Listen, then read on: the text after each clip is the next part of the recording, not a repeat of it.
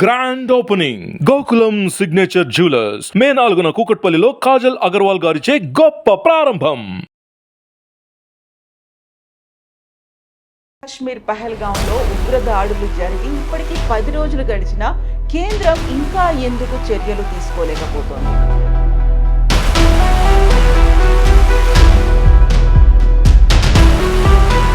ఉగ్రదాడుల వెనకాల స్థానికుల సపోర్ట్ కూడా ఉందా?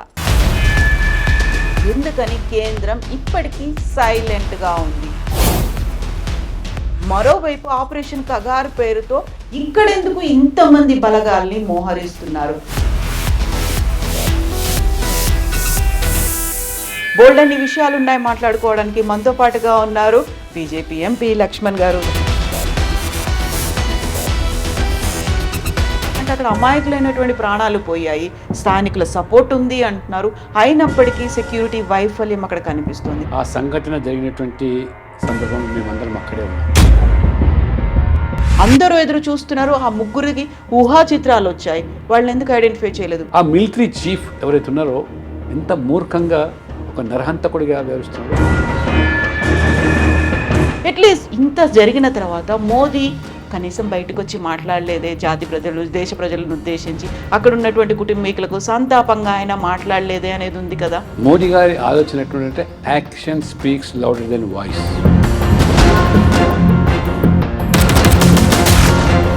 శాంతి చర్చల కోసం మేము వస్తున్నాం అనుకున్నాడు. మీరెందుకు తుపాకులు అక్కడ ఎక్కువ పెట్టి ఉంచాల్సిన అవసరం ఉంది? అమిత్ షా గారు కూడా పిలుపు, మీరు రండి, బయటికి రండి. దేశవ్యాప్తంగా కుల గణనకి సంబంధించి ఇంతకాలం మోదీ సర్కార్ ఎందుకని డెసిషన్స్ తీసుకోలేదు? ఇవాళ రాహుల్ గాంధీ రాజ్యాంగం పుస్తకం పట్టుకొని రిజర్వేషన్లు, బీసీలు అని ముసలి కన్నీరు కాస్తుంది. ఎవరు నమ్ముతారు? రేవంత్ రెడ్డి గారు నేను అడుగుతున్నాను మీ ద్వారా, మీరు చేసిన సర్వే ఎక్కడైనా పబ్లిక్ డొమైన్లో పెట్టారా? ఎక్కడైనా ఉందండి? ఒక కుటుంబంలో 3 ఎంపీలు, ఇదా మీ ప్రజాస్వామ్యం? ఓబీసీ మోర్చాకి జాతీయంగా మీ ప్రాతినిధ్యం వహిస్తూ వస్తున్నారు. ఇన్నేళ్ల పాటు అవకతవకలు జరిగాయి. బీసీలను కేవలం ఓటు బ్యాంకు రాజకీయాల కోసమే వాడుకున్నారు. మోదీ గారు వారు పెట్టిన వెల్ఫేర్ స్కీమ్స్ వాళ్ళ మాదిరిగా ఈ బోగస్ గ్యారెంటీలు కాదు, 420 హామీలు కాదు. 55 నిమిషాలు కాంగ్రెస్ పార్టీ గురించి మాట్లాడి కేవలం 5 నిమిషాల్లో ఈ 2 అంశాల్లోనే ముగించేశారు అంటే ఒప్పందం ఉందా? ఫ్రెండ్షిప్ ఉందా? ఎందుకని మీ గురించి మాట్లాడాలి? కాంగ్రెస్తో ఒప్పందం ఉంది. ఒకరినొకరు తిట్టుకొని మనం మాత్రమే ప్రజల ముందు కనబడాలా? బీజేపీ రథసారథి ఎవరు? 12 కోట్ల సభ్యులున్న పార్టీ మాది. వీళ్ళ మాదిరిగా 5 మందితో కుటుంబ పార్టీలు కావు మాది. లక్ష్మణ్ గారికి అనుభవం కూడా ఉంది కాబట్టి లక్ష్మణ్ గారిని మేము ఎక్స్పెక్ట్ చేయొచ్చా? నేను ఈ బీజేపీలో చేరినప్పుడు ఈ పార్టీ ఈ దేశంలో 2 ఎంపీలు మాత్రమే ఉన్నారు. నమస్తే, welcome to I Dream Inside Politics with కవిత.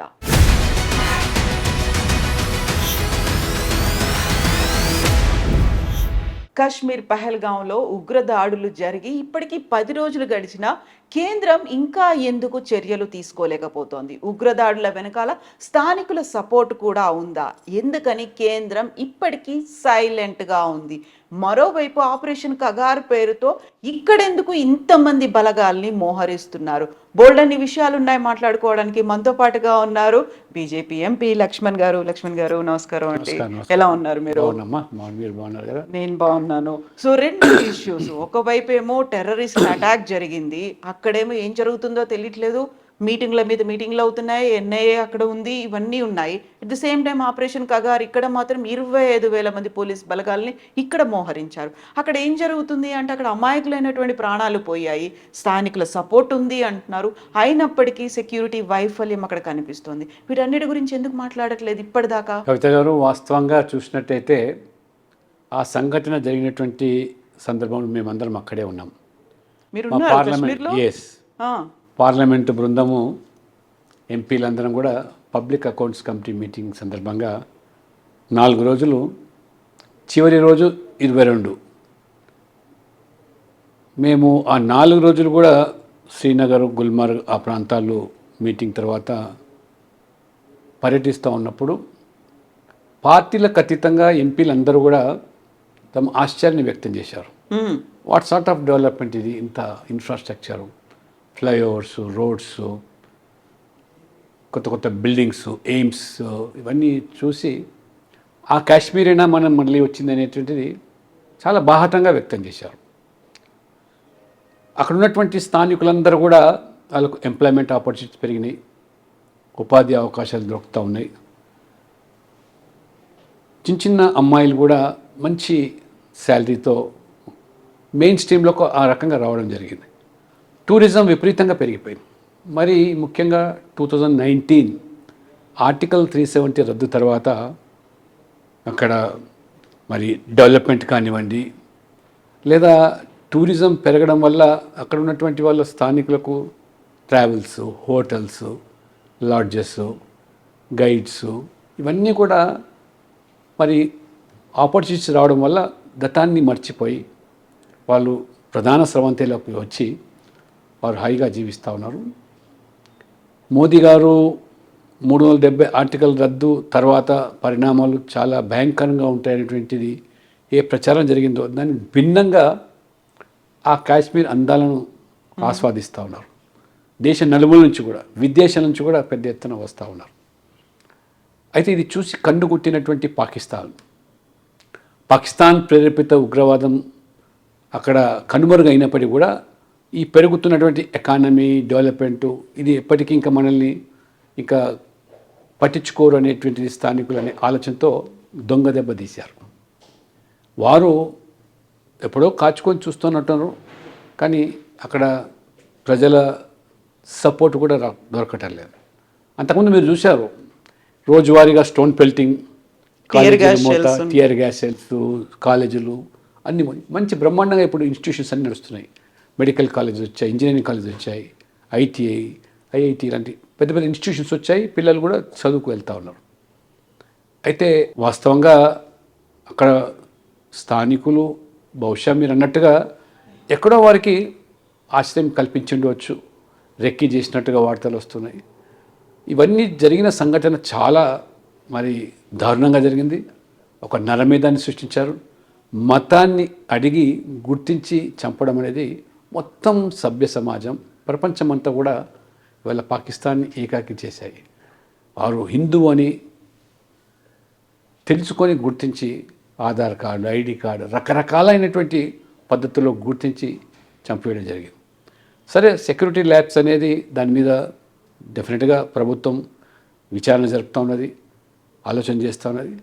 అయితే ఏమీ చేయలేదు. అది కాదు, హుటాహుటిగా ప్రధానమంత్రి నరేంద్ర మోడీ గారు అరబ్ టూరు ముగించుకొని ఢిల్లీకి రావడం, ఎయిర్పోర్ట్లోనే వారు ముఖ్యులతో సమీక్ష జరపడం, కేంద్ర హోంమంత్రి అమిత్ షా గారిని పంపించడం, వారు ఒకరోజంతా కూడా మరి అక్కడ సమీక్ష జరిపి సంఘటన స్థలాలకు వెళ్ళి బాధితులను పరామర్శించి ఒక భరోసా కల్పించి ఖచ్చితంగా చర్యలు తీసుకుంటామనేటువంటి ఒక విశ్వాసం కల్పించి రావడం జరిగింది. అయితే లక్ష్మణ్ గారు, ఇప్పుడు పాకిస్తాన్ మీద అటాక్ చేయాలి, లేకుంటే అక్కడ ఉన్నటువంటి ఉగ్రవాద స్థావరాలను తుదముట్టించాలి అనేది ఎంతైతే కోరుకుంటున్నారో అంతకంటే ముందు అమాయకమైనటువంటి ప్రాణాలని 28 మంది చనిపోయారు. ఆ ముగ్గురినైనా పట్టుకోలేకపోయారు. వాళ్ళకి సహకరించినటువంటి స్లీపర్ సెల్స్ అనేవి ఉన్నాయి, అది కశ్మీర్లోనే ఉన్నారు. వాళ్ళను కూడా ఇంకా ఎందుకు ఐడెంటిఫై చేయలేదు? ఫస్ట్ ఈ పని చేస్తే కదా అక్కడి దాకా వెళ్ళొచ్చు అనేది అందరూ ఎదురు చూస్తున్నారు. ఆ ముగ్గురికి ఊహా చిత్రాలు వచ్చాయి, వాళ్ళని ఎందుకు ఐడెంటిఫై చేయలేదు? స్లీపర్ సెల్స్ ఉన్నారు, అందువల్లే వాళ్ళు లోపలికి వచ్చారు. జిప్ లైన్ ఆపరేటర్ కూడా అల్లాహు అక్బర్ అనుకుంటూ ఆపరేట్ చేశాడు అనేది ఆయనకి తెలుసు, వీళ్ళు ఇక్కడ ఉన్నారు అని. ఇన్ని రకాలు ఉన్నప్పుడు, ఇన్ని డౌట్స్ ఉన్నప్పుడు క్లారిఫై చేయాలి. వాళ్ళు ముందుగా కోరుకుంటుంది ఆ ముగ్గురి పట్టుకుంటారా, శవాల్ని చూపిస్తారా అనేది. ఒక్కటి వాస్తవం ఏమిటంటే నరేంద్ర మోడీ గారు చాలా స్పష్టంగా వారు మొత్తం దేశ ప్రజలందరూ కూడా ఖచ్చితమైనటువంటి చర్యలు ఉంటాయి, ఎవరు ఊహించని, ప్రపంచంలో ఊహించిన రీతిలో వారికి గుణపాఠం చెప్తాం, వదిలే ప్రసక్తి లేదని వారు బాహాటంగా చెప్పడమే కాకుండా ప్రత్యక్ష యుద్ధం అనే దానికన్నా ఇవాళ పరోక్షంగా వారు తీసుకున్న నిర్ణయాలు, ఇవాళ సింధు జలాలను పూర్తిగా అబేన్స్లో పెట్టడం, పాకిస్తాన్ వీసా గడువు పూర్తి కాకుండా ఉన్న వాళ్ళందరినీ కూడా వాళ్ళ స్థలాలకు పంపించడం, హై కమిషన్ ఉన్నటువంటి ఢిల్లీలో పాకిస్తాన్ స్టాఫ్ను పంపించడం, ఇవన్నీ కూడా వాస్తవంగా చూసినట్టయితే నేరుగా ప్రత్యక్షంగా యుద్ధంలో దిగే కంటే పరోక్షంగా పాకిస్తాన్ను ఏ రకంగా మొత్తం ప్రపంచంలో దౌత్యపరంగా ఏకాకిలు చేయడమే కాకుండా వారికి ఇవాళ సతమతం అయిపోతున్నారు. నీళ్లు ఆగిపోతే వారికి జీవనమే లేదు. ఆ నీళ్లు మరి చాలా స్పష్టంగా ఎక్కడైతే ఒప్పందం జరిగిందో యుఎన్ఓ కూడా రాయడం జరిగింది, దీన్ని ఉపసంహరించుకుంటామని చెప్పి. కమ్ వాట్ మేము మాత్రం వాళ్ళని వదిలే ప్రసక్తి లేదు. రెండో విషయం మీరు చెప్పినట్టుగా ఎవరైతే ఉగ్రవాదులుగా వాళ్ళ యొక్క ముఖ చిత్రాలు ఊహా చిత్రాలు వచ్చాయో వాళ్ళ ఐడెంటిటీని పసిగట్టి వాళ్ళ ఇళ్ళని కూడా ధ్వంసం చేయడం జరిగింది. మిగతా విషయాలు చాలా గోప్యంగా పెట్టడానికి అనేక కారణాల వల్ల ప్రభుత్వం అన్నీ బహిర్గతం చేయటం లేదు. ఇప్పుడు ఏమి చర్య తీసుకుంటారు, ఏ రకంగా తీసుకుంటారు, అప్రమత్తంగా ఇప్పుడు పాకిస్తాన్ కూడా ఒక ఆందోళనతో వారు మొత్తం మన బార్డర్లో కూడా వాళ్ళ మిలిటరీని అంతా కూడా పహారకాలు. కాబట్టి సమయం కోసం అదును కోసం చూస్తుంటేగా నేను భావిస్తాను. ఇవాళ ప్రభుత్వము, ప్రధానమంత్రి గారు, రక్షణ మంత్రి, హోంమంత్రి త్రివిధ దళాలతో అధిపతులతోని 1-2 సార్లు సమావేశాలు పూర్తి స్వేచ్ఛను ప్రకటించారు మోదీ గారు. త్రివిధ దళాలకు మీరు పాకిస్తాన్ మీద కఠినమైన చర్యలు తీసుకోండి, ఉగ్రవాదాన్ని ఊసు లేకుండా చేయండి, దాన్ని నామరేపు లేకుండా మరి తుదముట్టించండి అని చెప్పి ఆదేశాలు ఇవ్వడం జరిగింది. ఆ స్వేచ్ఛ ఏమి చెయ్యాలని చెప్పడం కాకుండా ఏమి చేస్తే ఈ రకంగా ఉగ్రవాదం నశించుతుందో అది ఆ కోణంలో ఆలోచించేయమని వారు దుగ్గల్ గారు ప్లస్ ఇంకా కొంతమంది సీనియర్ రిటైర్డ్ అఫీషియల్స్ కూడా అందులో అడ్వైజరీగా తీసుకొని వారు పనిచేస్తున్నారు. అన్నీ కూడా బహిర్గతం చేయటం లేదు. ఖచ్చితంగా అందరికీ నమ్మకం ఉంది ఈ ప్రభుత్వము మన మిలిటరీ ఆర్మీ పాకిస్తాన్కు ఖచ్చితంగా వారు దొంగ దెబ్బ తీసిండొచ్చు, ఆ రకంగా అమాయకుల పర్యాటకులు చేస్తే పాపం ఏమిటి అసలు. వాళ్ళు కాశ్మీర్ అందాన్ని ఆస్వాదించడానికి తిలకించడానికి వస్తే ఆ రకంగా చంపడం అనేది ఎవరు మొదటిసారిగా ఒక 35 సంవత్సరాల తర్వాత కాశ్మీర్ ప్రజలు అంతకుముందు ఎప్పుడు కూడా రోజువారీగా ప్రభుత్వానికి వ్యతిరేకంగా సమ్మెలు చేసేవారు, కేంద్రానికి వ్యతిరేకంగా వారు నినాదాలు ఇచ్చేవారు, ఉద్యమించేవారు, రాళ్ళు రువేవారు, గ్యాస్. కానీ మొదటిసారి వ్యాపారస్తులు అక్కడ ఉన్నటువంటి అందరూ కూడా మరి ప్రభుత్వానికి మన మోదీ ప్రభుత్వం అండగా ఉండడమే కాకుండా మేము ఇటువంటి సహించము, మతం పేరు మీద మతమౌఢ్యంతో మీరు చేసినటువంటి సంఘటనలు పాకిస్తాన్ చేస్తున్న దాన్ని ఎట్టి పరిస్థితుల్లో కాశ్మీర్ ప్రజలు దాన్ని స్వీకరించారని చెప్పి వారు ఒక సంకేతాన్ని ఇవ్వడం, రోజువారీగా వారు మనం చూస్తున్నాం ఏ రకమైనటువంటి సానుభూతి వ్యక్తం చేస్తున్నారు, సంతాపాలు ప్రకటిస్తున్నారు. ఇది ఒక గొప్ప మార్పు. 370 ఆర్టికల్ రద్దు తర్వాత సాధించింది ఏమంటే కాశ్మీర్ ప్రజలు అంతకుముందు మీ ఇండియాని ఏదైతే సంబోధించేవాళ్ళో ఇప్పుడు మీరు పాకిస్తాన్, మీ పాకిస్తాన్ చర్యలు ఇక్కడ చెల్లవు. అంటే పాకిస్తాన్లో ఇప్పుడు అంతర్గత సమస్యలు ఉన్నాయి. ఒకవైపు బలూచిస్తాన్ తిరగబడుతూ ఉన్నది, మిలిటరీకి ప్రభుత్వానికి సఖ్యత లేదు. ఆ మిలిటరీ చీఫ్ ఎవరైతే ఉన్నారో ఎంత మూర్ఖంగా ఒక నరహంతకుడిగా వ్యవహరిస్తున్నాడో వారు మొత్తం కూడా ఒక ఉగ్రవాదిగానే వ్యవహరిస్తూ ఉన్నాడు. కాబట్టి ప్రభుత్వంతో కూడా సఖ్యత లేదు, అక్కడ తిరగబడుతున్నారు, ఆర్థిక సమస్యలు ఉన్నాయి, పాకిస్తాన్ మొత్తం ఇవాళ చితికిపోయి ఉంది. కాబట్టి భారతదేశం ఈ రకంగా మరి ప్రపంచంలోనే అగ్రగామిగా 5వ ఆర్థిక దేశంగా ఎదుగుతూ ఉన్నది. ఈ రకంగా దెబ్బతీయాలనేటువంటి కుట్రలు పని చేసింది తప్పితే ఇతరత్ర కాదు. దేశ ప్రజలందరూ కూడా ఒక్కటిగా నిలబడ్డారు. ఏ మాటికి ఆ మాట ఈసారి రాజకీయ పార్టీలు కూడా ఇవి వారు సానుభూతి వ్యక్తం చేయకుండా ప్రభుత్వం ఏది చర్యలు తీసుకున్నా మేము మద్దతు ఇస్తామని కూడా ప్రకటించారు. But let us wait and see. But we are confident that something big is going to take place అనేది ఇది అందరికి నమ్మకం ఉంది. మోదీ గారు కూడా గతంలో బాల్కోట్ అయిన తర్వాత కానీ పుల్వామా అవుతున్న తర్వాత చెప్పి చేశారా సర్జికల్ స్ట్రైక్స్, ఎయిర్ స్ట్రైక్స్, ఏమాత్రం నష్టం కాకుండా అవతల వాళ్ళని శిబిరాలు ధ్వంసం చేశారంటే but something big is going to take place అనేది ఉంది. Let us hope. మీరు చెప్పినట్టుగా పార్టీలకు అతీతంగా మతాలకు అతీతంగా అందరూ రెస్పాండ్ అవుతున్నారు. ప్రతిసారి బీజేపీ మోదీ మీద విరుచుకుపడేటువంటి అసదుద్దీన్ ఓవైసీ కూడా పుల్వామా కంటే ఇది తీవ్రమైనటువంటి చర్య, ప్రతి చర్యలు ఉండాల్సిందే, పాకిస్తాన్ ఇంకా టాలరేట్ చేయొద్దు అనేటువంటి అంత వాయిస్ అఖిలపక్ష భేటీకి కూడా అసదుద్దీన్ ఓవైసీ అటెండ్ అయ్యారు.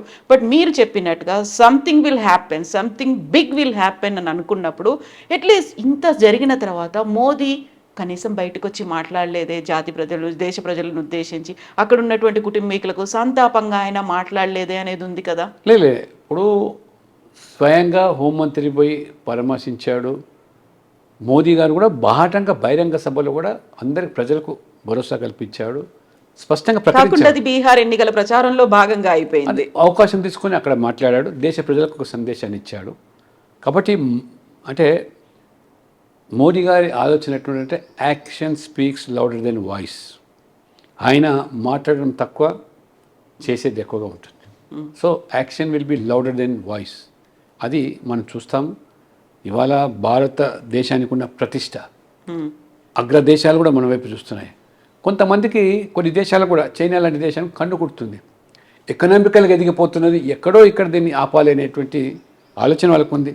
కాబట్టి బాహాటంగా ఇవాళ పాకిస్తాన్కి సపోర్ట్ చేయకుండా యుద్ధం అనేది జరిగితే నష్టం జరుగుతుంది, పాకిస్తాన్కి పూర్తిగా ధ్వంసం అయిపోతుంది, కానీ భారతదేశం కూడా ఆర్థికంగా నష్టం అయిపోతుంది అని చూసేవాళ్ళు కూడా ఉన్నారు. కాబట్టి ఇవన్నీ జాగ్రత్త కూడకుండా, ఆర్థికపరమైన భారం పడకుండా, మనకు ప్రాణ నష్టం జరగకుండా, దౌత్యపరమైన సంబంధాలు నెరవేరుస్తూనే ఏ రకంగా సైలెంట్గా ఇవాళ సింధు జలాలు మరి ఇవాళ ఆ ఒక అగ్రిమెంట్ను పక్కన పెట్టేశారంటే అది సామాన్యం కాదు. అది నేరుగా చంపాల్సిన అవసరం లేదు ప్రజలు, అంతకంటే మించి ఇవాళ రేపు జరగబోతున్నది. వాళ్ళు ఆ రకమైనటువంటి ఆకలి చావులో లేకపోతే భీకరమైనటువంటి పోరాటాల్లో అంతర్గతంగా జరిగే ప్రమాదం. ఏది ఏమైనా అమాయక పర్యాటకులు వాళ్ళు చేసిన పాపం ఏమిటి, నేరం ఏమిటి, ప్రపంచం అంతా కూడా వాళ్ళు ఆలోచించాలి. వాళ్ళు కుటుంబ సభ్యులతో, కొత్తగా పెళ్ళైన వాళ్ళు, రిటైర్డ్ ఆఫీసర్స్, కొంతమంది ప్రజెంట్ ఆఫీసర్స్, చిన్న పిల్లలు ఎదురుగా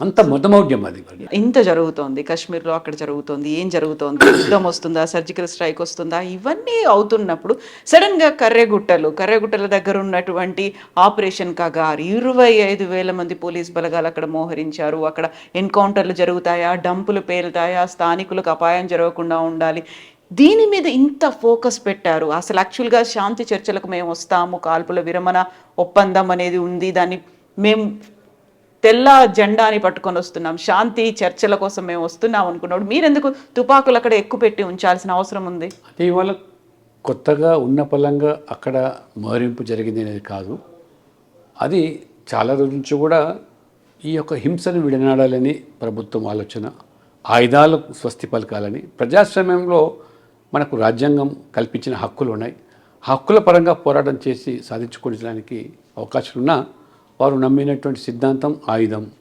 కాబట్టి ఆయుధం ద్వారా, బ్యాలెట్ కాదు బుల్లెటే ద్వారానే మాకు స్వాతంత్రం వస్తున్న భావనతో వారు ఏ రకంగా గుడ్డిగా చేస్తారు. గతంలో కూడా మరి ఆనాడు ప్రభుత్వాలు మరి చర్చల పేరు మీద, శాంతి చర్చల మీద, కానీ దానివల్ల ఒరిగింది ఏం లేదు. అమిత్ షా గారు మొదటి కూడా చెప్తా ఉన్నారు, మీరు సరెండర్ కండి, బయటికి వచ్చేసేయండి, ఆయుధాలు విడనాడండి. ప్రభుత్వం ఇది ఒక శాంతి భద్రత సమస్యగా మారుతూ ఉన్నది. అక్కడ ఉంటే అమాయకులు గిరిజనులు కూడా చాలామంది చనిపోతున్నారు, పోలీసులు కానీ సామాన్యులు కానీ ఇన్ఫార్మల్పై చనిపోతున్నారు. అది చెప్తూ ఇది కంటిన్యూస్గా జరుగుతున్న ప్రాసెస్. చివరి నిమిషంలో ఇప్పుడు శాంతి పేరు మీద చర్చ, ఇప్పటికి కూడా వాళ్ళ ఆయుధాలు విడనాడి సరెండర్ అయిపోయి జాతీయ జీవన సమితిలోకి వచ్చి వాళ్ళ రైట్స్ కోసం కానీ, వాళ్ళ హక్కులు ఏమైనా ఉంటే కానీ, వాళ్ళ డిమాండ్స్ ఏమైనా కానీ నెరవేర్చుకోవడానికి ఆస్కారం ఉంది. ప్రజాస్వామ్య ప్రక్రియ ఉంది. డాక్టర్ బాబాసాహెబ్ అంబేద్కర్ మంచి రాజ్యాంగం కల్పించారు, అందరికీ సమాన హక్కులు ఇచ్చారు. కాబట్టి హక్కులను బాధ్యతను గుర్తించి చేయాల్సిన పరిస్థితి. అంతేగాని ఇది ఎందుకంటే అమాయక సామాన్య ప్రజలు చనిపోయినారు, అందులో వాళ్ళు నమ్మిన గుడ్డి సిద్ధాంతంతో వాళ్ళ ప్రాణాలు కోల్పోతున్నారు. కాబట్టి ఇది ప్రభుత్వం దాని యొక్క మరి ఏదైతే శాంతి భద్రతల సమస్యగా మారుతున్నదో దానిలో భాగంగానే చర్యలు జరుగుతుంది. మార్చ్ 2026 కల్లా చివరి మావోయిస్ట్ని కూడా తుదముట్టిస్తాము, చివరి ఏమంటారు వీటిని, ఊపిరిని పీల్చుకుంటోంది, ఉద్యమం చివరి ఊపిరిని పీల్చుకుంటోంది అని హోంమంత్రి అమిత్ షా అన్నారు. బట్ మీరు దాన్ని అణచివేద్దామని ఎప్పుడైతే చూస్తున్నారో అది స్ప్రెడ్ అవుతుంది, ఇంకో చోటకి కూడా వస్తుంది, ప్రవేశిస్తుంది అనేది. ఎక్కడ ఛత్తీస్గఢ్, ఎక్కడ శ్రీకాకుళం, ఆ తర్వాత విజయనగరం, అక్కడి నుంచి వరంగల్ అడవులు, కొత్తగూడెం, ఇలాంటి అడవులకు అన్ఎక్స్పెక్టెడ్గా ఇంకో ఎక్కడో ఒక చోట మళ్ళీ మొదలవుతుంది కదా అనేటువంటి ఒక భావన, అభిప్రాయం ఉంది కదా. అంటే ఇప్పుడు వారు ఆచరిస్తున్న సిద్ధాంతం ఆదరణ కోల్పోయింది. సహజంగా ప్రజల నుంచి వారికి పెద్దగా సపోర్ట్ రావటం లేదు. గత కొన్ని సంవత్సరాలుగా మనం చూస్తూ ఉన్నాం. సహజంగా చాలామంది మీరు చూశారు, ఇప్పుడు మెయిన్ స్ట్రీమ్లోకి వచ్చారు, ప్రజాస్వామ్యానికి వారు ఎన్నికల ప్రక్రియలో పాల్గొంటున్నారు, కొంతమంది ఎమ్మెల్యేలు అయినారు, ఎంపీలు, మంత్రులు కూడా అయినారు. కాబట్టి వాళ్ళు అమిత్ షా గారు కూడా పిలుపు, మీరు రండి, బయటికి రండి, వచ్చి సమాజంలో నిమగ్నం కండి, ఆ రకంగా ఆయుధాలు విడనాడండి, మీ సిద్ధాంతాలు ఇవి చెల్లుబాటు కావు అని చెబుతూ వస్తున్నారు. మెంటల్గా ప్రిపేర్ చేస్తున్నారు. చాలామంది మీరు చూస్తూ ఉన్నారు, సరెండర్ అవుతూ ఉన్నారు. కొంతమంది విధి లేని పరిస్థితుల్లో కొనసాగుతున్నారు, కానీ చాలామంది సరెండర్ అవుతున్నారు. క్రమేణా ఆ వాదం తగ్గిపోతుంది, ఆ సిద్ధాంతం తగ్గిపోతుంది, ఆయుధాల ద్వారా పరిష్కారం అవుతున్నటువంటి వాదన కూడా తగ్గుతూ ఉంది. వాళ్ళు కూడా మరి రియలైజ్ అయ్యి చాలామంది మెయిన్ స్ట్రీమ్లోకి వచ్చినారు. కాబట్టి లెట్ అస్ హోప్, తప్పకుండా ఇప్పటి కాకుండా రేపైనా అందరూ జీవన స్రవంతిలోకి వచ్చి మెయిన్ స్ట్రీమ్లోకి వచ్చి వాళ్ళ ప్రజాస్వామ్యంలో హక్కున్నది, దేనైనా వారు వాదించవచ్చు, విభేదించవచ్చు, ఆస్కారం ఉంది. రాజకీయాల్లో రావచ్చు, పోటీ చేయవచ్చు, తమ వాదాన్ని వినిపించుకోవచ్చు, బలాన్ని సమకూర్చుకోవచ్చు.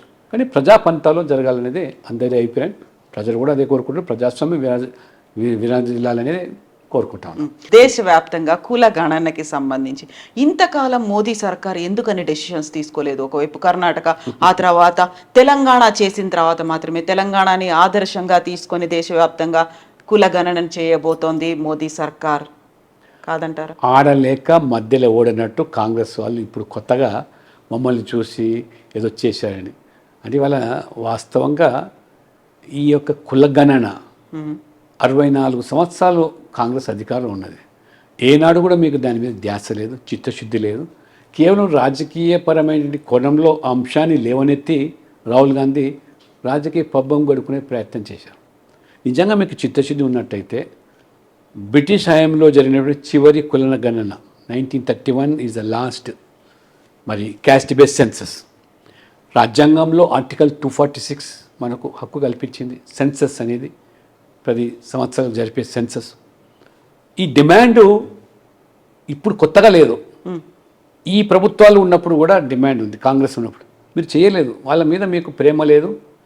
ఆశ్చర్యం ఏంటంటే డాక్టర్ బాబాసాహెబ్ అంబేద్కర్ గారు రాజ్యాంగం సమకూర్చిన తర్వాత ఎస్సీ ఎస్టీలకు హక్కులు కల్పించారు, రిజర్వేషన్లు పొందుపరిచారు. బీసీల యొక్క మరి స్థితిగతులను దృష్టిలో పెట్టుకొని, వాళ్ళ సామాజిక పరమైనటువంటి ఆర్థికపరమైన అంశం దృష్టిలో పెట్టుకొని వెంటనే ప్రభుత్వం ఒక కమిషన్ ఏర్పాటు చేసి నేషనల్ లెవెల్లో ఆ రికమెండేషన్కి అనుగుణంగా బీసీలకు న్యాయం చేయాలని చెప్పితే ససేమిరా అన్నటువంటి నెహ్రూ గారు చివరికి అంబేద్కర్ గారి యొక్క ఒత్తిడి తలొగ్గి కాకా కలేకర్ కమిషన్ వారు ఏర్పాటు చేస్తే కమిషన్ ఇచ్చినటువంటి రికమెండేషన్స్ 2 సంవత్సరాల్లో ఇచ్చిన రికమెండేషన్స్ దాని మీద కనీసం పార్లమెంట్లో చర్చ పెట్టకుండా, దాని అమలుకు కనీసం ఆలోచన చేయకుండా ఏ రకంగా అవమానపరిచారో నెహ్రూ గారు, ఇది ఇట్స్ అ ఫ్యాక్ట్. 17 సంవత్సరాలు ప్రధానమంత్రిగా ఉన్నాడు, కాకా కలేకర్ మీద కమిషన్ మీద చర్చ చేయలేదు. కమిషన్ అనేక రికమెండేషన్ ఇచ్చింది, రిజర్వేషన్ ఇవ్వాలి బీసీలకు 52లో. ఆనాడే అది జరిగి ఉంటే ఇవాళ బీసీలకు రిజర్వేషన్ల అంశం కూడా ఇవాళ వచ్చి ఉండకపోయేది. ఇంత దగా చేసిరు, మోసం చేశారు. తర్వాత నెహ్రూ గారు has return letters to all chief ministers. ఏమని? ఈ దేశంలో కులాల పేరు మీద రిజర్వేషన్ ఉండకూడదు, ఆ విధంగా రిజర్వేషన్లు కనుక ఉన్నట్టయితే ప్రతిభ కనుమరుగవుతుంది, ఈ దేశం 2వ శ్రేణి పౌరులు తయారవుతుంది, ప్రపంచంలో చులకనవుతాము అని చెప్పి ఆ రకంగా మరి రిజర్వేషన్లను అడ్డుకున్నటువంటి వ్యక్తి నెహ్రూ గారు. తర్వాత ఇందిరాగాంధీ, ఆమె కూడా దాదాపు 16 సంవత్సరాలు ప్రధానమంత్రి ఉంది, ఎన్నడూ బీసీ గురించి ఆలోచన చేయలేదు. మళ్ళీ జనతా పార్టీ మొరార్జీ దేశాయ్ ప్రధానమంత్రి ఉన్నప్పుడే మండల్ కమిషన్ సిఫార్సులకు వస్తే దురదృష్టం ఏంటంటే ప్రభుత్వం 2 సంవత్సరాలు పడిపోయింది. ఇందిరాగాంధీ మళ్ళీ ప్రధానమంత్రి అయింది, అయినా she never bothered about Mandal commission. చెత్తపుట్టలో పడేసారు. కలెక్టర్ కమిషన్ పడేసారు, విపి సింగ్ మళ్ళీ 90లో ప్రతిపాదిస్తే దానిని as a leader of opposition Rajiv Gandhi గారు టూత్ అండ్ నెయిల్ అపోజ్ చేసినాడు. there should not be any reservation in the name of caste. If at all any reservations ought to be implemented, let economic criteria be the yardstick అన్నాడు. అంటే ఆర్థిక ప్రాతిపదికన reservation ఇవ్వాలి, కానీ ఈ కులాల పేరు మీద ఇస్తే విపి సింగ్ గారు ఈయన తనని కులవాది అన్నాడు. విపి సింగ్ దేశాన్ని ముక్కలు చేసేందుకు ఈ కుట్రలు పన్నాడని చెప్పాడు. అటువంటి కుటుంబము, అటువంటి పార్టీ ఇవాళ రాహుల్ గాంధీ రాజ్యాంగం పుస్తకం పట్టుకొని రిజర్వేషన్లు బీసీలు అని ముసలి కన్నీరు కాస్తుంది. ఎవరు నమ్ముతారు? ఇవాళ మీరు చెప్తున్నారు తెలంగాణ అయిన తర్వాత 2010లో రాజ్నాథ్ సింగ్ గారు, సుష్మా స్వరాజ్, అరుణ్ జైట్లీ గారు 2011లో సెన్సస్ జరుగుతుంది. మీరు ఈ క్యాస్ట్ను సెన్సస్ చేపట్టండి, అందరూ పొందుపరచండి అంటే నథింగ్ డూయింగ్ అన్నారు. చివరికి ఒత్తిడికి తలవకి చేస్తామని ఆ ప్రభుత్వం మన్మోహన్ సింగ్ గారు ప్రధానమంత్రి హామీ ఇచ్చి గ్రూప్ ఆఫ్ మినిస్టర్స్ కమిటీ వేస్తే చిదంబరం గారు ససేమర్ అన్నాడు, as a home minister I'm not going to do caste census include చేయనన్నాడు. చివరికి ఏం చేశారు? ఈ యొక్క urban development ministry, rural development మినిస్ట్రీతో కలిపి ప్రైవేట్ సర్వే చేయించి 5,000 కోట్లు ఖర్చు పెట్టి సోషియో ఎకనామిక్ క్యాస్ట్ సర్వే అని చెప్పి 5,000 కోట్లు ఖర్చు పెట్టి కొండందవి ఎలుకని పట్టినట్టుగా ఏమీ సాధించలేదు. చివరికి what all they have collected reports ఏవి కూడా పబ్లిక్ డొమైన్లో రాలేదు, పెట్టలేదు, బూడిదలో వచ్చిన పని. ఇది మీ నైజం, మీ నిజస్వరూపం.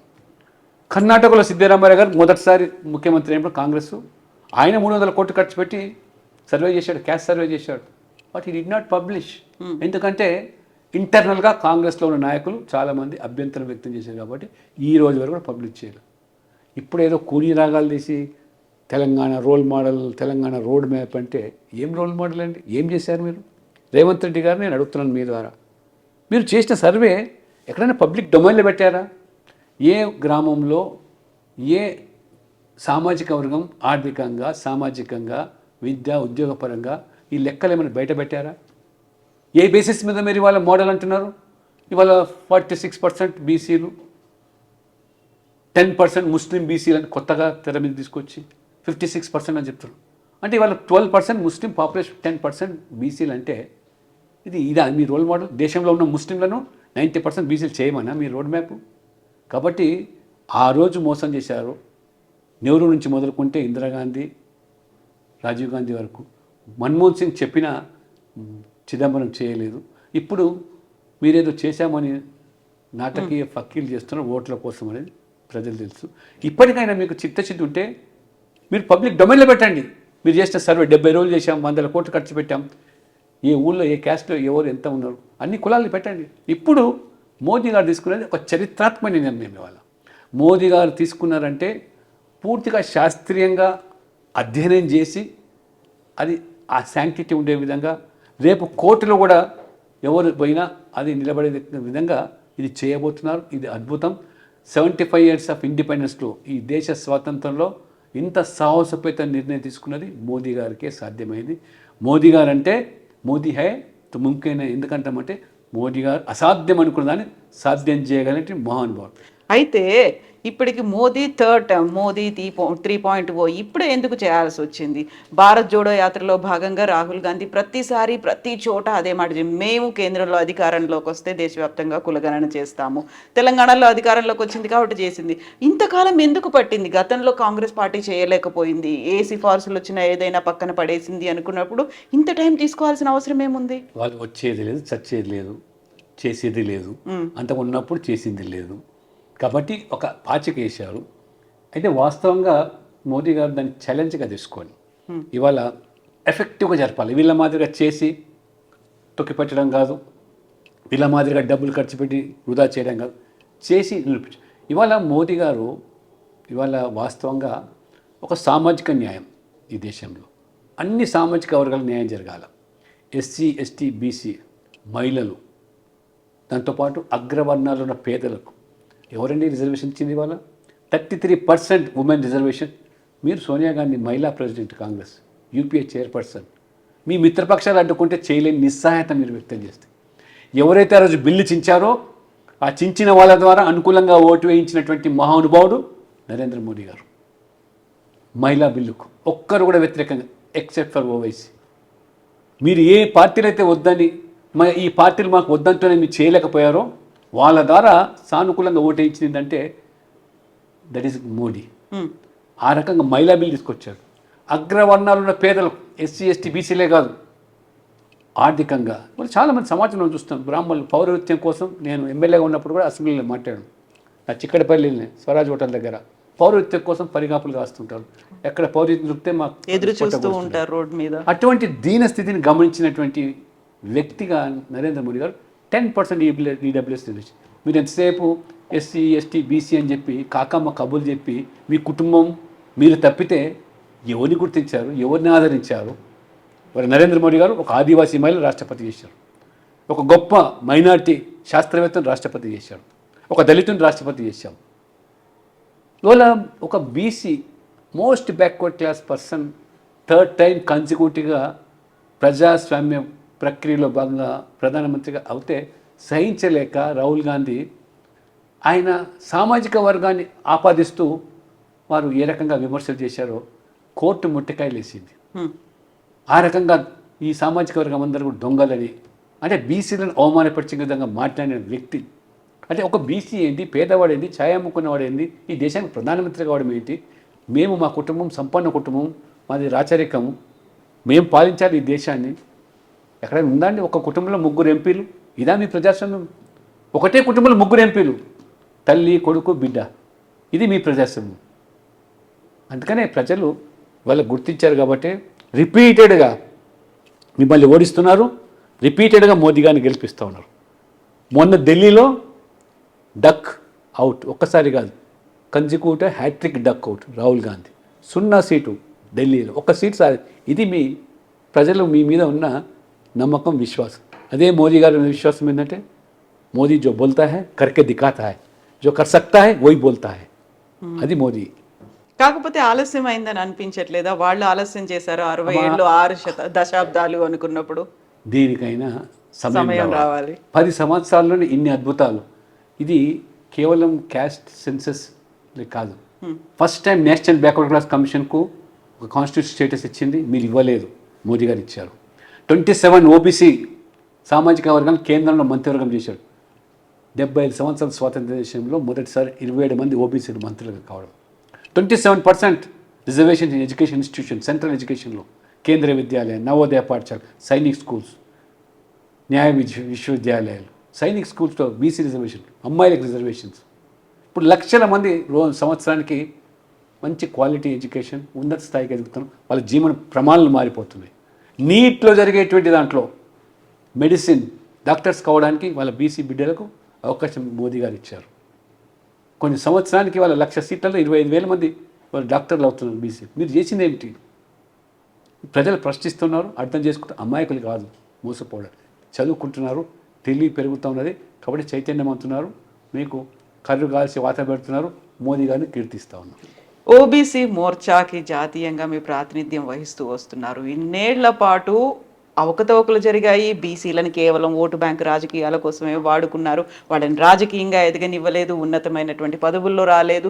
ఆ తర్వాత వాళ్ళకి ఆర్థిక స్థితిగతులు మెరుగుపరచడానికి ఇంకేదో ప్రత్యామ్నాయాలు చేశారు తప్ప వాళ్ళకి బలమైనటువంటి ఒక వనరుని కల్పించలేకపోయారు. ఇవన్నీ కూడా ఆరోపణలు, అపవాదులు అనేవి ఉన్నాయి కదా. యాజ్ ఏ ఒక బీసీ బిడ్డగా మీరు కూడా ప్రశ్నించారు, ఆ తర్వాత పోరాటాలు చేశారు. అయినప్పటికీ కూడా ఇంత ఆలస్యం అయిందే అంటే ఇవన్నీ ఆరోపణల్ని ఎలా చూస్తే వాళ్ళ పాపాలు ఇవాళ ప్రక్షాళన జరుగుతూ ఉన్నాయి. చదువుకునే దానికి అవకాశాలు మీరు కల్పించలేదు. ఇప్పుడిప్పుడే చదువుకొని ఎదుగుతున్నారు కాబట్టి అవకాశాలు వస్తున్నాయి. సమయం పడుతుంది. వారు కనీసం గ్రాడ్యుయేట్ కావాలా, గ్రాడ్యుయేట్ తర్వాత రావాలి. ఇప్పుడిప్పుడు వాళ్ళు ఉన్నత స్థాయికి వస్తాను. మోదీ గారు వారు పెట్టిన వెల్ఫేర్ స్కీమ్స్ వాళ్ళ మాదిరిగా ఈ బోగస్ గ్యారెంటీలు కాదు, 420 హామీలు కాదు. ఇవాళ మోదీ గారి స్కీమ్స్ ఏంటంటే వాళ్ళని సశక్తీకరణ చేయడం, వాళ్ళను ఫైనాన్షియల్గా స్ట్రెంగ్తెన్ చేయడం. అది మహిళలైనా, బీసీలైనా, ఎస్సీలైనా, స్టిల్ స్టాండప్ ఇండియా పేరు మీద వాళ్ళకు పారిశ్రామికవేత్తలు తయారు bank loan, every bank should give loan, extend loan to SC, STR women. బీసీల కోసం విశ్వకర్మ, ప్రధానమంత్రి వెంచర్ క్యాపిటల్ ఫండ్, ఈ రకమైన కార్యక్రమాలు పథకాలు పెట్టి ఇప్పుడిప్పుడే వాళ్ళందరినీ కూడా పైకి తీసుకొస్తూ ఉంటే వాళ్ళు కూడా ఇప్పుడు చైతన్యమవుతూ ఆ రకంగా ముందుకు పోతూ ఉంటే రాజకీయాల్లో కూడా రాణిస్తూ ఉన్నారు, ఉన్నత పదవుల్లో వస్తూ ఉన్నారు. బట్ ఇప్పుడు బ్యాలెన్సింగ్ జరుగుతూ ఉన్నది కాబట్టి వాళ్ళ ఆ స్టేబుల్ ఏదైతే ఇవాళ ఎకానమీ స్టేబుల్ సొసైటీలో కూడా ఆ మార్పులు ఇవాళ చూస్తున్నాం కాబట్టి మోదీ గారిని ఇవాళ ప్రజలు కోరుకుంటున్నారు. ఒకవైపు అభివృద్ధి, రెండో వైపు వెల్ఫేర్, సంక్షేమం.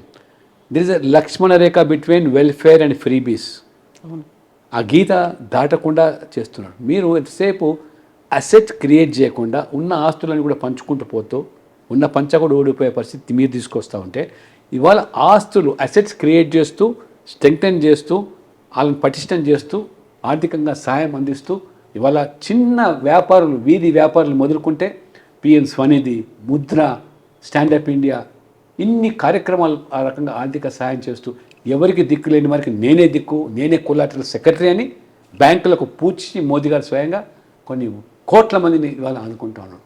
ఇవాళ కొత్తగా బ్యాంకులో ఖాతాలు తెరవాలి పేదవాళ్ళు, ఎందుకు బ్యాంకులు వాళ్ళకి అందుబాటులో రాకూడదని రాగానే వారు బ్యాంక్ ఆఫీసర్లను పేదల ముంగిట్లోకి పరిగెత్తిస్తే 55 కోట్ల మంది కొత్తగా బ్యాంక్ ఖాతాలు తెరిస్తే జీరో బ్యాలెన్స్తో 30 lakh crores ఇవాళ వెల్ఫేర్ స్కీమ్స్ కింద నేరుగా వాళ్ళ బ్యాంక్ ఖాతాలకు చేరిపోయినాయి. ఎక్కడ దళారీ లేదు, లంచం లేదు. ఇదే రాజీవ్ గాంధీ గారు ప్రధానమంత్రి వారే స్వయంగా చెప్పారు, मैं दिल्ली से 100 रुपये गरीब के हित के लिए जब बेचता हूँ तो 15 रुपये उनको पहुँचता था, 85 रुपये दलारी के जेब में जाता था. ये था आपका शासन, ये था आपका ये प्रशासन. Modi zero tolerance corruption. Can you imagine? 30 lakh crores straight away went into that poor bank accounts, people accounts. అయితే లక్ష్మణ్ గారు, ఇక్కడ బ్యాంక్ అకౌంట్లు ఇవన్నీ బడ్జెట్ల గురించి, ఖజానా గురించి చెప్తున్నప్పుడు వెరీ రీసెంట్గా బీఆర్ఎస్ పార్టీ తన 25వ ఆవిర్భావ దినోత్సవాన్ని జరుపుకుంది. కేసీఆర్ అటు కాంగ్రెస్ సర్కార్ని లేకపోతే కాంగ్రెస్ పార్టీని, తెలంగాణలో ఉన్నటువంటి కాంగ్రెస్ ప్రభుత్వాన్ని అన్నారు తప్ప బీజేపీని ఏమీ అనలేదు. ఎక్సెప్ట్ 2 మాటలు, 11 ఏళ్లలో 11 రూపాయలు ఇవ్వలేదు అనే ఒక మాటతో పాటుగా ఆపరేషన్ ఖగార్ను ఆప్ చేయాలి, దానికోసం తీర్మానం చేసి పంపిస్తామని అంతసేపు మాట్లాడి ఆల్మోస్ట్ గంటలో మాట్లాడినంతలో 55 నిమిషాలు కాంగ్రెస్ పార్టీ గురించి మాట్లాడి కేవలం 5 నిమిషాల్లో ఈ 2 అంశాల్లోనే ముగించేశారు. అంటే ఒప్పందం ఉందా, ఫ్రెండ్షిప్ ఉందా, ఎందుకని మీ గురించి మాట్లాడలేదు? 100% కరెక్ట్. ఒప్పందం ఉంది, కాంగ్రెస్తో ఒప్పందం ఉంది. వాళ్ళకి ఒకరినొకరు తిట్టుకొని మనం మాత్రమే ప్రజల ముందు కనబడాలా, బీజేపీని బిలిటిల్ చేసి బీజేపీ లేదని చూపించేటువంటి మీరు ఎన్ని కుట్రలు పనినా, ఎందుకంటే వీళ్ళని ఆడించేది అంతా కూడా మజ్లిస్ పార్టీ అనేది తెలంగాణలో ప్రజలకు తెలిసింది. మజ్లిస్ చెప్పు చేతుల్లో ఉండే పార్టీలు ఇవాళ కాంగ్రెస్, బీఆర్ఎస్, వీళ్ళ అజెండా వేరు కాదు. మొన్న స్వయంగా మీరు చూశారు, మజ్లిస్ లోకల్ బాడీ ఎలక్షన్స్ హైదరాబాద్లో ఎమ్మెల్సీ ఎన్నిక జరిగితే కాంగ్రెస్ అభ్యర్థి పెట్టరు మజ్లిస్కి పోటీగా, టీఆర్ఎస్ ఏమో ఎన్నికలు బహిష్కరించని అంటారు. అంటే వీళ్ళకి రాజ్యాంగం పట్ల ఉన్న నమ్మకం, మీరు కేటీఆర్ గారు ఇస్తారు పిలుపు, ఏ కార్పొరేటర్ పోయి ఓటు వేయొద్దని. ఇదా మీ ప్రజాస్వామ్యం? అంటే మజ్లిస్ చెప్పు చేతుల్లో దారుసలాంలో జరిగే నిర్ణయాలు అమలు చేసేటువంటి పార్టీలు ఈ 2. ఈ 3 పార్టీలను ఎదుర్కొనేటువంటి దమ్ము, ధైర్యము, సత్తా, సాహసము ఒక బీజేపీ కార్యకర్తలకు మాత్రమే ఉంది. కాబట్టే మీరు తగులాడకుండా చేయాలి, కుస్తీ బట్టడి చేయాలి, లోపల దోస్తీ చేయాలి. ఇది తెలంగాణ ప్రజలకు తెలుసు. సరైన సమయంలో ఇది బీఆర్ఎస్ అనేది చచ్చిన పాము, ఎంత తక్కువ మాట్లాడితే అంత మంచిది. రేపు జరగబోయేది తెలంగాణలో కూడా డబుల్ ఇంజిన్ సర్కార్ రావడం ఖాయం. మోదీ తరహా పాలన బీజేపీలో తీసుకొచ్చడమే లక్ష్యంగా మేము పనిచేస్తున్నాం. ఆ రకంగా బీజేపీ కూడా మరో గుజరాత్ మోడల్గా అభివృద్ధి వేగవంతం చేయడానికి బీజేపీ రావాలని ప్రజలు ఆకాంక్షిస్తున్నారు. ప్రజల ఆకాంక్షలకు అనుగుణంగా ఖచ్చితంగా ఈ 3 పార్టీలను ఎదుర్కొంటూ ముందుకు పోతాం. మొన్న పార్లమెంట్లో డి అంటే డి అన్నాం, మీరు 5 నెలలు కాలేదు కాంగ్రెస్ పార్టీ అధికారులకు వచ్చి 8 సీట్లకు పరిమితం అయితే మేము ఏకంగా 4 నుంచి 8 జంప్ అయ్యాం. మీరు 0 అయిపోయినారు. బీఆర్ఎస్ పార్టీ 30% ఓట్లు వచ్చింది మాకు. కాబట్టి భవిష్యత్తు బీజేపీది తెలంగాణలో, అది రిటర్న్ ఆన్ ద వాల్. అయితే ఇప్పుడు డబుల్ ఇంజన్ సర్కార్ రావాలి, ఇక్కడ బీజేపీ అధికారంలోకి వస్తుంది అనుకున్నప్పుడు బీజేపీ రథసారథి ఎవరు? తెలంగాణకి సంబంధించి కిషన్ రెడ్డికి ఒక ఆల్మోస్ట్ డబుల్ ట్రిపుల్ అనేవి ఒక పొజిషన్స్ అనేవి ఉన్నాయి. ఇది ఇంకొక అదనపు భారంగా ఉంది. ప్రతిసారి ఢిల్లీకి ఎవరైనా లీడర్ వెళ్ళారు అనుకున్నప్పుడల్లా ఏదో పిలుపు వచ్చిందేమో, ఈయనేమో నెక్స్ట్ అనేది ఉంటుంది. అక్కడ కాంగ్రెస్ ఏమో చాలా క్లియర్గా చెప్పేసింది, అక్కడ బీసీఏ టీపీసీసీ చీఫ్గా ఉన్నారు, నెక్స్ట్ కాబోయే ముఖ్యమంత్రి కూడా బీసీఏ అవుతారని. బీజేపీ ఏంటి అసలు, ఎక్కడుంది, ఏ స్టాండ్ ఉంది, ఎవరిని అభ్యర్థి, ఎవరిని అధ్యక్షుడిగా చేస్తున్నారు అంటే? నేను నేషనల్ రిటర్నింగ్ ఆఫీసర్ అమ్మా. దేశం మొత్తం మీద కూడా పోలింగ్ బూత్ ప్రెసిడెంట్ నుంచి ఆల్ ఇండియా ప్రెసిడెంట్ వరకు చేసేది ఆ బాధ్యత నాకు మీరు మోదీ గారు. చేస్తారు. మరి తెలంగాణ నాకు పార్టీ ఎప్పుడు సంతకం పెడుతున్నారు? తప్పకుండా 12 కోట్ల సభ్యులున్న పార్టీ మాది. వీళ్ళ మాదిరిగా 5 మందితో కుటుంబ పార్టీలు కావు మావి. అదేదో డైనింగ్ టేబుల్ మీద డిసైడ్ అయ్యేటువంటి పార్టీలు, ఎవరు ప్రెసిడెంట్ ఉండాలా, ఎవరు ముఖ్యమంత్రి ఉండాలా. మాది 12 కోట్ల మంది సభ్యులు, వాళ్ళతో చర్చలు, వాళ్ళ ప్రక్రియ, బూత్ ప్రెసిడెంట్, మండల్ ప్రెసిడెంట్, జిల్లా ప్రెసిడెంట్, స్టేట్ ప్రెసిడెంట్. కాబట్టి ఖచ్చితంగా ప్రజాస్వామికంగా suppose to be the largest democratic party in the world. ఈ ప్రపంచంలోనే ఇంత పెద్ద రాజకీయ పార్టీ లేదు. అందులో అంతర్గతమైన ప్రజాస్వామ్యం, పోలింగ్ బూత్ నుంచి ఆల్ ఇండియా ప్రెసిడెంట్ వరకు. నా గొప్పతనం చెప్పను కానీ ఒక సామాన్యమైన నాలాంటి కార్యకర్తకు దట్టు ఈ తెలుగు రాష్ట్రాల నుంచి నన్ను నేషనల్ రిటర్నింగ్ ఆఫీసర్గా ఇచ్చి ఈ ప్రక్రియ అంతకు బాధ్యునిగా నన్ను చేసిందంటే హ్యాట్స్ ఆఫ్ టు మై కార్యకర్త. కాబట్టి ఎవరు ప్రెసిడెంట్ అంటే, ఎవరు నాయకులు అంటే మా కార్యకర్తలే మా నాయకులు, మా కార్యకర్తలే ప్రెసిడెంట్లు. పార్టీని మా కార్యకర్తలే నడిపిస్తారు, వాళ్ళే మాకు పునాదులు. మాకు ఏదో పైనుంచి తండ్రి కొడుకు బిడ్డ అల్లుళ్ళ పార్టీ కాదు మాది. ఖచ్చితంగా మాది కార్యకర్తల పార్టీ. కార్యకర్తల మనోభిప్రాయాలకు అనుగుణంగా పార్టీని ముందుకు తీసుకెళ్తాం. ఖచ్చితంగా తెలంగాణలో కాషాయ జెండా పాతడం ఖాయం. మోదీ గారి నాయకత్వంలో డబుల్ ఇంజిన్ సర్కార్, భవిష్యత్తులో ట్రిపుల్ ఇంజిన్ అంటే స్థానిక సంస్థలు కూడా కైవసం చేసుకోవడమే మా యొక్క ధ్యేయం. సరైన సమయంలో సరైన నిర్ణయం తీసుకుంటారు అనుకున్నప్పుడు ఇక్కడ ఇద్దరిని ప్రకటించాల్సినటువంటి అవసరం ఉంది. కాంగ్రెస్ చెప్పినట్టుగా బీసీ అవుతారా, అటు అధ్యక్షుడు కావచ్చు, ఇటు ముఖ్యమంత్రి కావచ్చు. ఇక్కడ కూడా అధ్యక్షుడు ఎవరవుతారు, ఒకవేళ డబుల్ ఇంజిన్ సర్కార్ వస్తే ముఖ్యమంత్రి ఎవరు అవుతారని ఇక్కడ కూడా మీరు అంతర్గత ప్రజాస్వామ్యం అన్నారు కాబట్టి గతంలో కాంగ్రెస్లో అది కనిపించేది. సెకండ్ కాంగ్రెస్ పార్టీ బీజేపీ అయింది. ఇక్కడ కూడా బోల్డ్ అన్ని గ్రూపులు కనిపిస్తున్నాయి. సీనియర్ల గ్రూపు, కొత్తగా వచ్చిన వాళ్ళ గ్రూపు, ఎంపీల గ్రూపు, మాజీల గ్రూపు, ఇవన్నీ కాదంటారా? ఈ వీటన్నిట్లలో ఏకాభిప్రాయం తీసుకురావడం, కొత్తగా ఈ అధ్యక్షుడు ఇతను ముఖ్యమంత్రి కాబోతారు, ఎలా అనౌన్స్ చేస్తారు, ఎప్పుడు చేస్తారు? అందరిది కూడా ఒకటే గ్రూపు, మోదీ గారి గ్రూపు, బీజేపీ గ్రూపు. రెండవది బీఆర్ఎస్లో ముఖ్యమంత్రి సంగతి దేవుడు, బీసీ ఎస్సీ కానీ ఉమెన్ కానీ. కనీసం పార్టీ ప్రెసిడెంట్ అయినా బీసీని చేయగలుగుతారా, ఎస్సీని చేయగలుగుతారా? తండ్రి ప్రెసిడెంట్, కొడుకు వర్కింగ్ ప్రెసిడెంట్. ఇది సామాజిక న్యాయం, అది ఇంపాసిబుల్. కాంగ్రెస్ ఈ రాష్ట్రం ఏర్పడే నుంచి ఆంధ్రప్రదేశ్లో కానీ తెలంగాణ ఒక బీసీని ముఖ్యమంత్రి మీరు ఎప్పుడైనా చేశారా? అవకాశాలు ఉన్నా ఆనాడు రాజారాం నుంచి మొదలుకుంటే మొన్న డి శ్రీనివాస్ వరకు కూడా అర్హత ఉండి అవకాశాలు ఉండి చేయలేకపోయింది మీది. మేము మొన్న చెప్పాం, మన అసెంబ్లీ ఎన్నికల్లో మా పార్టీని గెలిపిస్తే సామాజిక న్యాయంలో భాగంగా తెలంగాణకు బీసీ ముఖ్యమంత్రి చేస్తామని. అన్ఫార్చునేట్గా ప్రజలకు మనకు మ్యాండేట్ ఇవ్వలేదు, మేము చేయలేకపోయినాం. ఇవాళ మేము బీసీలను ముఖ్యమంత్రి చేశాం, మహిళలను ముఖ్యమంత్రులు చేశాం, ఎస్సీలను చేశాం, ఎస్టీలను చేశాం. అన్ని వర్గాల ప్రజలు ఇవాళ ఏ రకంగా ఇవాళ మేము ఈ యొక్క సామాజిక పరమైనటువంటి ఈ యొక్క మరి సమూహాన్ని తీసుకెళ్తున్నాము, అది బీజేపీకి మాత్రమే సాధ్యం. ఖచ్చితంగా బీజేపీ సబ్కా సాత్, సబ్కా వికాస్, సబ్కా విశ్వాస్, సబ్కా ప్రయాస్, ఇది మోదీ యొక్క నినాదం. ఆ నినాదమే మా వాదం. లక్ష్మణ్ గారికి అనుభవం కూడా ఉంది కాబట్టి లక్ష్మణ్ గారిని మేము ఎక్స్పెక్ట్ చేయొచ్చా? కొన్ని ఊహాగానాలు కూడా వినిపిస్తున్నాయి. లక్ష్మణ్ గారు అనేది ఒక సామాన్య కార్యకర్త. ఈ బీజేపీలో చేరింది నేను ఈ జాతీయవాదం, బీజేపీ సిద్ధాంతాలు నచ్చి. నేను ఈ బీజేపీలో చేరినప్పుడు ఈ పార్టీ ఈ దేశంలో 2 ఎంపీలు మాత్రమే ఉన్నారు. నేను ఉస్మాన్ యూనివర్సిటీలో రీసెర్చ్ స్కాలర్స్ ప్రెసిడెంట్గా వచ్చిన తర్వాత రాజకీయాలకు వచ్చినప్పుడు ఒక జాతీయవాదం పట్ల ఆకర్షణ. వాజ్పేయి గారి లాంటి ఒక నాయకుని స్ఫూర్తిగా తీసుకొని పనిచేశాం. నేను ఎమ్మెల్యేలు అవుతామనో, ఎంపీ అవుతామనో, రాజ్యసభ సభ్యుని అవుతామనో, ప్రపంచంలో అతిపెద్ద పార్టీలో ఒక పార్లమెంట్ బోర్డు సభ్యునిగా అంటే 11 మంది ఉన్న సభ్యుల్లో 1 ఎమంగ్ దెమ్ లక్ష్మణ్ గారు ఉంటారని నేను ఊహించలేదు. కాబట్టి పార్టీ అవకాశాలు ఇచ్చింది, పార్టీ నాకు బాధ్యతలు ఇచ్చింది. ఏ బాధ్యత ఇచ్చినా నెరవేర్చడానికి, శిరసావహించడానికి ఒక కార్యకర్తగా, ఒక సిన్సియర్ సోల్జర్గా ఉంటాను తప్పితే నాకంటూ ఇది కావాలి, నేను ఇదైతేనే పార్టీలో ఉంటాను, అది కావాలని ఆ ఆలోచన విధానం నాకు ఎన్నడూ ఉండలేదు. నాకు ఒక ఆర్ఎస్ఎస్ స్వయం సేవకునిగా, విద్యార్థి పరిషత్ కార్యకర్తగా నేను నేర్చుకున్న పాఠాలు, నేను నేర్చుకున్న సిద్ధాంతం. So still hopes are alive. Lakshman గారు కూడా కావచ్చు, కానీ ఇప్పటికీ అనౌన్స్ చేయరు. సరైన సమయంలో సరైన నిర్ణయం అనేది ఉంటుంది.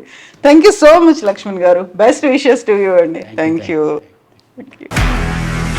నిజంగా ప్రస్తుతం ఉన్నటువంటి సమాజం దేనికి ప్రయారిటీ ఇస్తుంది? ఆర్థిక సంబంధాల చుట్టూ మాత్రమే తిరుగుతోంది. మళ్ళీ ఎన్నికలంగానే చాలా విరక్తి కలుగుతాం.